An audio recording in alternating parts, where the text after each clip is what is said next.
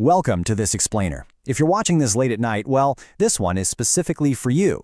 Today, we're diving into the revenge bedtime loop and the 300,000-year-old ritual we lost along the way. Why are you still awake? No, really, is it because you're actually busy, or is it a silent rebellion against a day that just didn't belong to you? If you've ever found yourself exhausted at midnight, yet completely unable to put the phone down, you aren't just lazy. You're experiencing a modern psychological phenomenon that's actually a cry for help from your ancient brain. So let's start with Section 1, the Midnight Rebellion. We call this Revenge Bedtime Procrastination. It's a term born from a culture of pure exhaustion. When our daylight hours are stolen by demanding jobs, hustle culture, and endless chores, we effectively steal that time back from our sleep, just to reclaim the autonomy we lost. The term actually originates from the Chinese expression bao fu xing ao ye. Think of it as a massive intention behavior gap. We know we need rest, but we just refuse to take it. And the statistics reveal a massive gap here. People caught in this loop stay awake for an average of 80 minutes on their phones compared to just 18 minutes for those who don't. I mean, that is over an hour of vital rest completely replaced by glowing screens and endless scrolling. Moving right along to Section 2, ego depletion and exhaustion.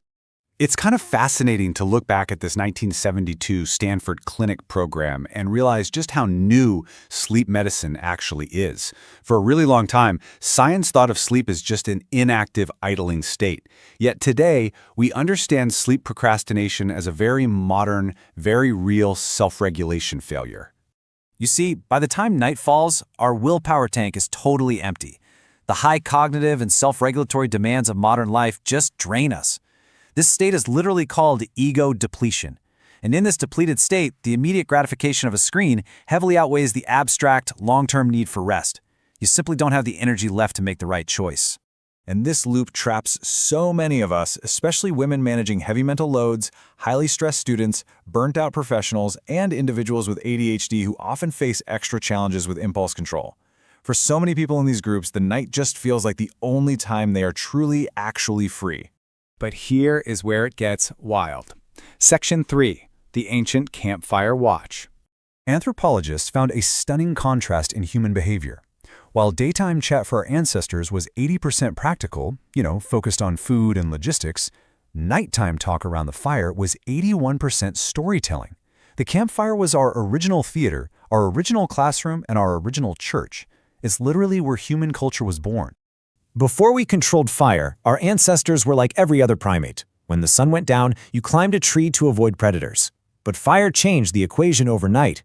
It didn't just protect us with a 30-foot circle of safety where predators wouldn't go, it gave us extra hours in the day, becoming our original sanctuary. Because of this, for 99.9% of human history, sleep wasn't the single 8-hour block we struggle with today. We practiced biphasic sleep. Our ancestors would go to bed shortly after sunset, sleep for about 4 hours, wake up for a period called the watch, and then sleep again till dawn. And this is absolutely fascinating. The watch was not insomnia. It was a distinct state of consciousness. During this wakeful gap in the middle of the night, people visited neighbors, told stories, or just lay in the dark and thought quietly. Science actually shows that during this period, our brains produce elevated levels of prolactin, which is a hormone directly associated with feeling incredibly peaceful and meditative. So what happened to that ancient rhythm? Section 4. How light changed everything. Well, light happened. Within a few short generations, the night as humans had known it for 300,000 years simply vanished. We had the campfire, then came street lamps, then Edison's bulb in 1879, and today, the smartphone. We traded the Milky Way and the meditative watch for street lamps and glowing screens. The crucial point here is this. The blue light from your screen actually tells your brain it's daytime by suppressing melatonin. This means we didn't just change our bedtimes, we literally eliminated an entire phase of human consciousness. Your biological wiring is desperately confused by the light in your hand. Which brings us to our final section, Section 5, Reclaiming Your Peace. You can start fixing this by implementing a power down hour, divided into 3 parts, maybe 20 minutes for prepping for tomorrow, 20 minutes for hygiene, and 20 minutes for reading or meditating. Doing this actively signals your body to shift from high-alert doing to gentle resting. You have to consciously rebuild that boundary between day and night.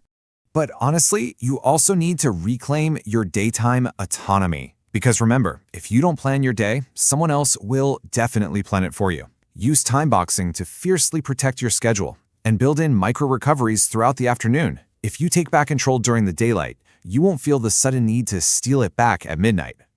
When you're scrolling at 2 a.m., your body isn't necessarily malfunctioning. It might just be your Paleolithic brain yearning for the lost communal peace of the ancient watch. For thousands of generations, rest was not laziness, it was essential maintenance. Within that ancient circle of firelight, the revenge loop didn't exist because the day was already perfectly balanced between effort and ease. So I'll leave you with this final thought. Tonight, instead of seeking revenge on your day, try giving your ancient brain what it's actually looking for: peace. Maybe the reason you can't sleep isn't that you're broken, it's that you're remembering a time when the only feed you needed was the warmth of the fire. Thank you for joining me for this explainer, and I genuinely hope you sleep well tonight.